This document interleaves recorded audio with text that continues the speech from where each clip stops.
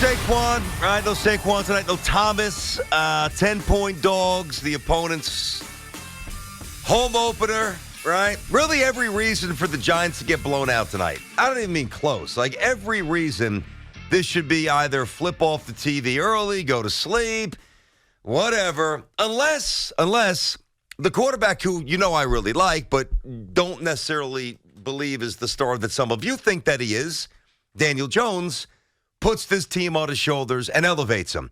Listen, here's the bottom line. If we're going to have these conversations, and I understand why we do, the performance against Minnesota last year, the contract, the second half against the Cardinals, Jones is really good. Nobody's debating that. If Daniel Jones is going to be viewed as a superstar, okay, as a superstar, take a team that's decimated, go into a hostile environment, and give your team a chance to win in the fourth quarter. I don't think that that's going to happen, but I'd like to see it. See, and I think it will happen because of him. The reason I was talking about the Giants being live dogs in this game or believing they have a chance to win is because of Dable and Daniel Jones. BT, Daniel Jones did something in that second half that very few quarterbacks in the NFL today can do. And he's going to have to do it. No Saquon, no Thomas. You mentioned it, the injuries up front.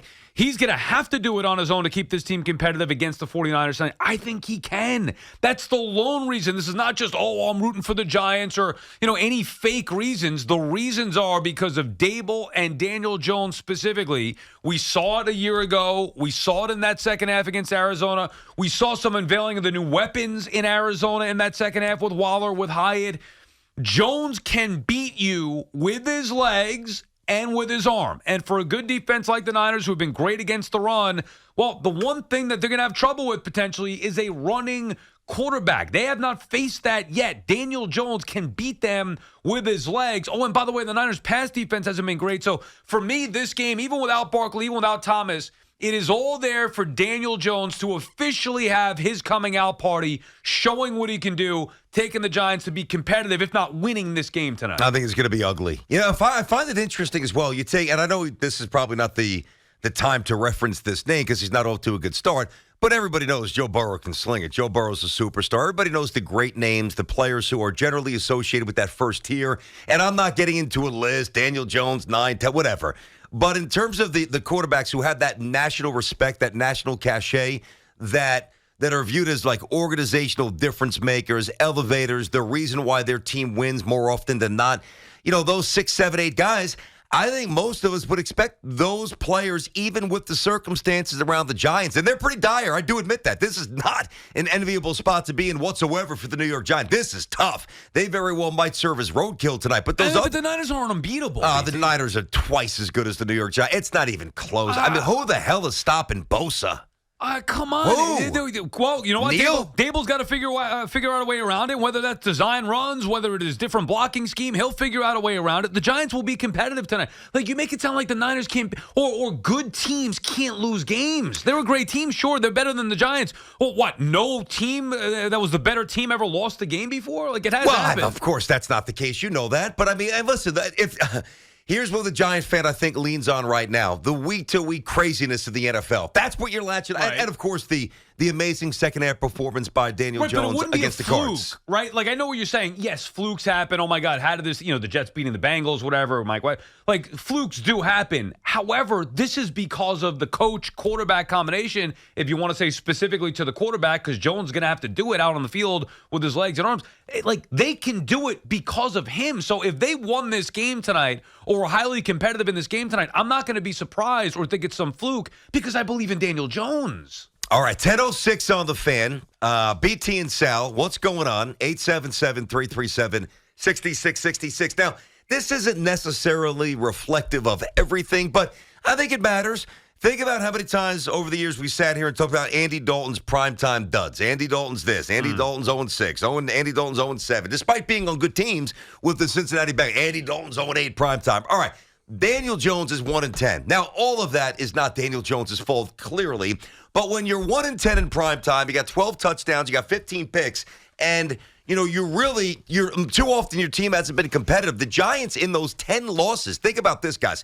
In the 10 primetime losses that Jones has had, the Giants have lost by an average of 13 points per game. So not only is Daniel Jones 1-10, and the Giants 1-10 in prime time with Jones. They're getting absolutely waxed here. Now, I know that there's circumstances, bad coaching, a pretty... Yeah, I don't even look at that as mattering. Well, but it does. But Why? How is that relevant for tonight? Well, because it tells me that when Daniel Jones plays a primetime game, which is generally against a team that's good, right, Daniel Jones doesn't play well. Well, how did he do in the postseason on the road last year? Well, he got destroyed in Philly. He looked awful. Oh, well, what about against Minnesota? Very good. I mean, come on. He dominated that game. So I'm looking at, look, that was a thing where we didn't know what Daniel Jones was. I don't know how you can see what he's done. Look, I was never a big Daniel Jones fan. I mean, he's... but you got the Daniel Jones fan club pom-poms here. You lead the charge. All of a sudden, you love Daniel Jones. Because of what I saw last year. Like, there was a point where it's like, hey, I thought this kid couldn't play. All of a sudden, he looks like he can. Now, this year... we needed to see him throw the football more effectively, right? What was it, 15 touchdowns a year ago? Yes. Like, that's unacceptable. 15 throwing, in today's NFL. You can't win. Now, they won without having to do that, but this year, for him to get to that next step, you have to see him throw the football. I saw him do it. It wasn't an accident. It wasn't dump-offs that were taken to the house. There's a lot of dump-offs. A lot of dump-offs to Saquon. Saquon caught 70-something passes. He was throwing the football down the field, beating the Cardinals' defense. Now, I'm talking about you Sunday. I think you meant last year. My bad. No, he threw it down. He threw the ball great Sunday. Yeah, that's what I'm talking about. Gotcha. So off of what we saw last year, then this past Sunday in the second half, he was doing things, making deep throws, making big throws, slinging that football, throwing dimes, firing the football in there, whether it's touch, whether it's velocity. Daniel Jones was doing it with his arm and with his legs. Like, I saw it. So for me being a Jones detractor prior to last year was because I didn't see that consistently. Now I've seen the buildup with the right coaching. So this is not just making something up. I've actually seen him put stuff on tape, and I believe he is more of what we saw in that second half. Now, look, he's going to have to do that. He's going to have to do it against good teams for me to be proven correct and believing in him, but I think he can. It's funny. This is a little ironic because when everybody else was jumping off the Daniel Jones ship like rats, you couldn't wait to, Daniel, we're sinking. I'm going to get that last piece of I'm jumping. I don't believe in this guy. I'm jumping up like rats, you guys. All of you, almost all of you jumped off. Daniel Jones, you abandoned Daniel Jones. The funny thing is, I never did. So I was slow to abandon him, but I admittedly am slower to elevate him to a place that Sal and a few of you others are. It's just a difference of opinion. Different circumstances. Listen, I have no problem getting on the air and absolutely waxing poetic and lauding his performance against the Cardinals, and I can do that. But I could also say, number one, it was the Cardinals. Number two, the week before, he was not good against the Cowboys. Before that, against Philly, he was bad in the playoff. Everybody else was, but he was bad. He's 1-10 in primetime games. Like, I hear you. You can't forget what you saw the other day. I respect that, at least the final two quarters against the Cowboys. I get that. But I can't forget what I've seen his entire career in big spots against good teams, and it's not pretty. Well, one of us is going to be proven right or wrong tonight. I mean, one will be right, one will be wrong based off of what he does tonight. I think he could go out there. So you're betting $1,000 tonight. You're not $1,000. No, I'm saying bet something. I know. I'm saying if what do you think I am, Mad Dog? How about Mad Dog taking? What a great day! Yeah, what a great day! I know. We wish we could do it. No, but I wish I could bet $10,000 on a game, have 5 drinks on a Saturday, and take 2 gummies. I'll see you tomorrow, honey. Bye, kids. Don't coach you today. Daddy's taking gummies. God bless him. Chris Mad Dog's turned into a lunatic as he's getting older. Turned into? He was always older. I will put my money where my mouth is tonight on the Giants. I think they're going to cover the spread. Wow. And whatever. This is not even about the pick, but to me, it's more about believing in Daniel Jones and what he can do. I believe he's got it in him to make this game competitive against one of the best teams in the league. All right. 877-337-6666. BT and Sal on the Fan. So, Giant fans, I know you're revved up. Don't let my beliefs, deter the happiness and the jolt of excitement you have going into this game. It's awesome. I mean, Giants at the primetime stage tonight against an awesome team, one of the top 2 or 3 teams in the NFL, incredibly well coached. I think one of the few teams the Giants don't have an advantage over in coaching when they play, and we'll see what happens. You heard what we said.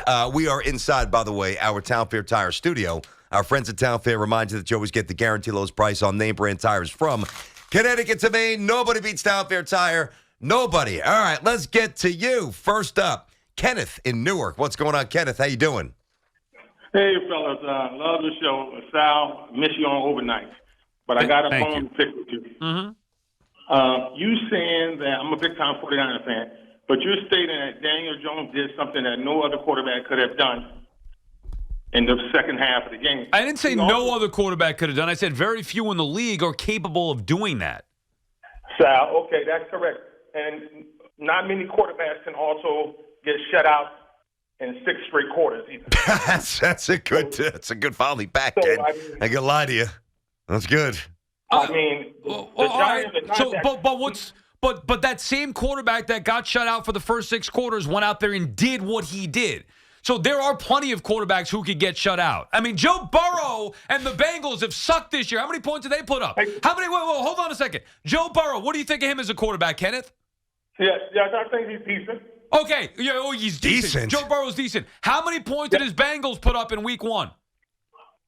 They stink. They put up 3, just to let you know. So there are plenty of quarterbacks. I mean, if you watch Zach Wilson, there are plenty of quarterbacks who struggle to score points in the NFL. There are very few who could actually do what Daniel Jones did in the second half of football.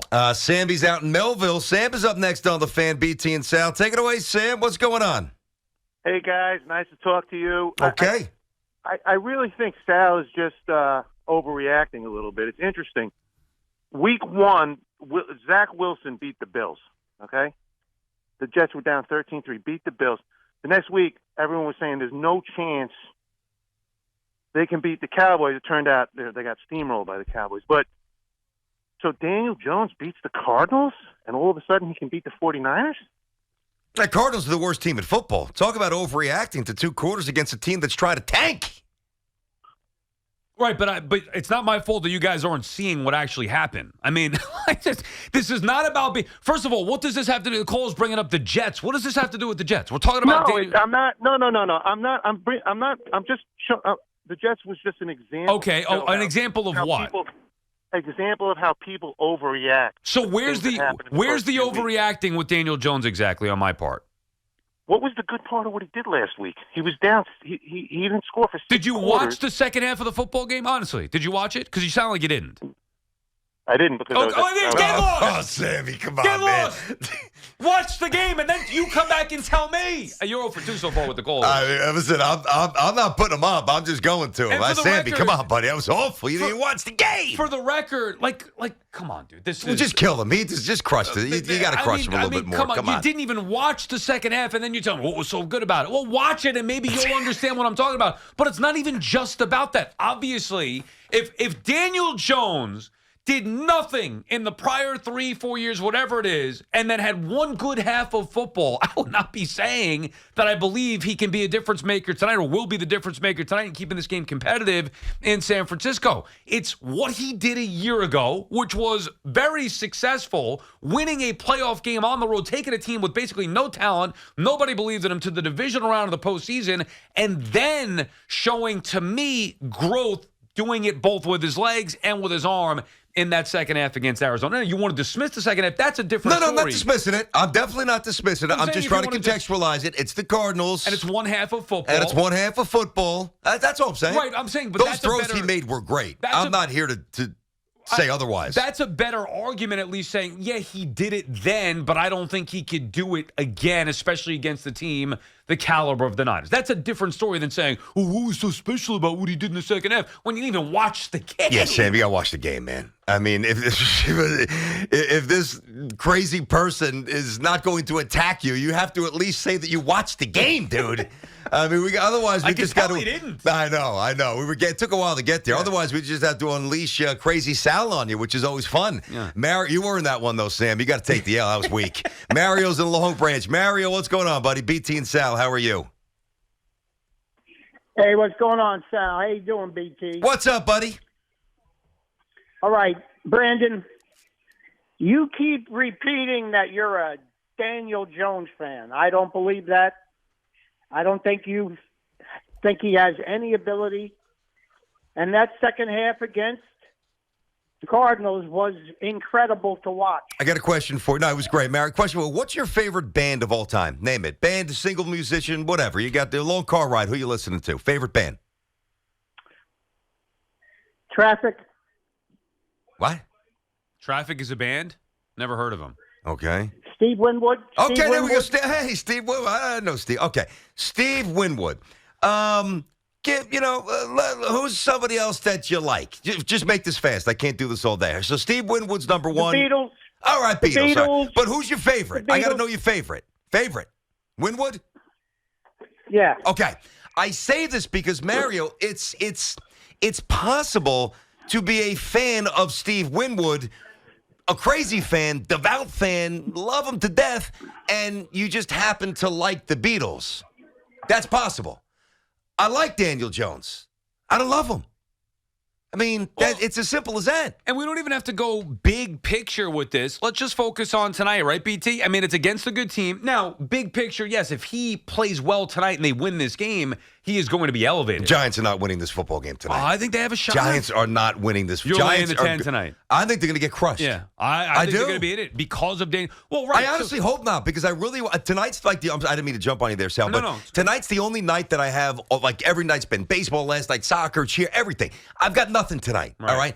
And I really want to lay on my couch and watch 4 quarters of football. I don't even, now I'll do it because what we do for a living. I don't even know if I'm going to have to watch 4 quarters if I didn't want to. I think the Giants are going to get crushed. Yeah. Who is stopping Bosa? I think we're getting a game tonight. We're getting a game tonight. Daniel Jones, Brian Dable are going to show you that they are going to be one of the better teams in the NFC this year. They're going to be a playoff team. They're going to be competitive tonight. I think they can win. I really believe they're a live dog, but for sure I'm taking them with the 10. How about Joe up in Peekskill on the Fan with BT and Sal? Joe, what's going on, bud? Well, first of all, I'm a big Giant fan. And Sal, I'm with you 100%. BT, if Daniel Jones throws for 3 touchdowns tonight, no interceptions, you put him in the top 5, top 7 quarterbacks in the NFL? No, he's not top 5 at that point. The elevation will be palpable, and I will give him massive respect. Listen, Joe, by the way,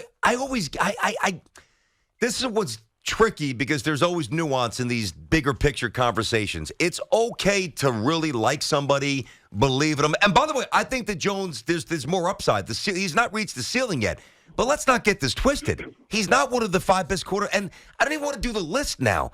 But you're going to have to do it more than one game. He's 1 in 10 in primetime games, dude. What but the football is 22 guys. I understand that. I got that. Is Patrick Mahomes 1 in 10? Is Patrick Mahomes 1 in 10? Honestly, was Tom Brady 1 in 10? Was Aaron Rodgers 1 in 10? Was Brett Favre 1 in 10? Was Steve Young 1 in 10? Was Joe Montana 1 in 10? Was John Elway? Was Phil Simms 1 in 10? Was Eli 1 in 10? The answer is no. So I understand, guys, that you could be a 225 hitter in baseball for a year, and it's an outlier, and you hit into bad luck. And you can be 1 in 10 as a starting quarterback in primetime games, and you don't have a whole lot around you, and it's not all of your fault. But you're the quarterback. When you win, you get the praise. When you lose, you got to get the hits. It's the way it goes.